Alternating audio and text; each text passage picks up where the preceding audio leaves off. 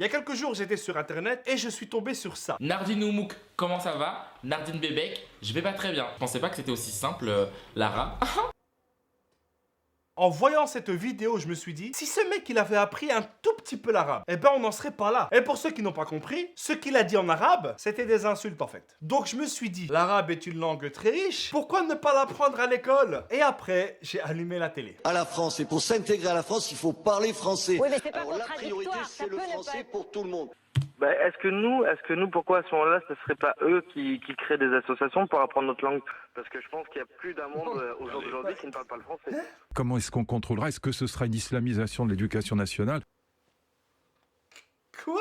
Là, on a un putain de problème, hein? Je sais pas si vous vous rendez compte, mais là, il y a un débat qui a été jusqu'à l'Assemblée nationale pour savoir si oui ou non, il faut apprendre une langue. C'est le truc de base, hein, pour communiquer avec un autre être humain. Et là, on parle même pas d'une petite langue, hein, parlée dans un petit village. Là, je te parle de la 5e langue la plus parlée au monde. Une langue parlée par plus de 500 millions de personnes. Mais à les entendre, t'as l'impression qu'ils vont ramener la polio en France. Et apprendre l'arabe, ça a beaucoup d'avantages. Déjà, c'est une langue qui a plus de 2000 ans d'histoire. Donc, t'auras accès à ces 2000 ans d'histoire. 2000 ans de poésie, de contes. Et t'as même accès à 500 millions de personnes si t'as besoin de quelque chose. Bon, je te garantis pas qu'ils vont tous t'aider, mais t'as accès. Apprendre l'arabe, c'est aussi très bon si tu veux faire du business à l'international. Que ce soit au Maghreb ou dans les pays du Golfe. Parce que quand tu vois le développement économique de ces pays, en apprenant l'arabe, ça va beaucoup t'aider. Aujourd'hui, il y a beaucoup d'entreprises internationales qui demandent à leurs employés de parler l'arabe. Ça t'aidera aussi à négocier quand t'es en vacances et que tu vas acheter des petits cadeaux. Parce que déjà au Maroc, si t'as pas une tête de Marocain, ton t-shirt, tu vas le payer 10 fois le prix. Et si en plus tu ne parles pas l'arabe, ton t-shirt, il te coûtera le prix de tes vacances. Et en apprenant l'arabe, tu pourras enfin comprendre pourquoi est-ce qu'il y a des mecs qui mettent des chiffres avec des lettres pour parler sur internet. C'est bizarrement quand une école propose des cours de chinois par exemple. Là, il y a tout le monde qui dit « Oh, tu apprends le chinois ?»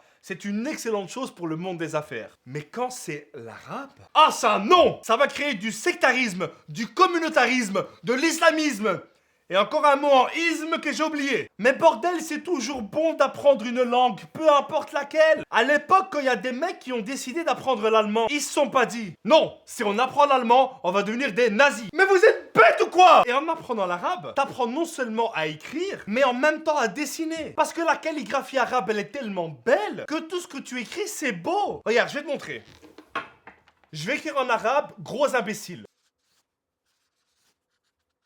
Regarde ça! Je t'insulte, mais tu aimes ça parce que c'est beau! Aujourd'hui, en 2018, il y a encore des mecs qui pensent que apprendre l'arabe, c'est apprendre l'islam. Ce sont ces mêmes personnes qui pensent qu'en mettant un cochon devant un musulman, le musulman va fondre. Déjà, il faut arrêter de mélanger arabe et musulman parce que ça n'a rien à voir. Vous savez, on va être clair. Je vais vous dire un truc, histoire qu'on se mette tous d'accord une bonne fois pour toutes.